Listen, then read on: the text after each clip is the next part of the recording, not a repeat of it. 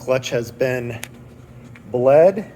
Ian is precisionally pouring the coolant into the radiator rather than using the easy fill funnel because he's a gangster.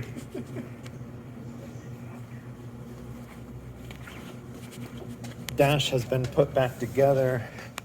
Tighten up the steering since we did the new shaft.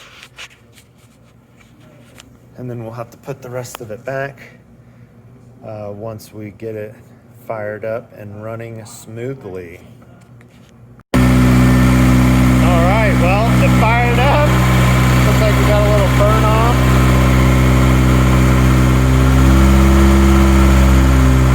So far, it sounds healthy.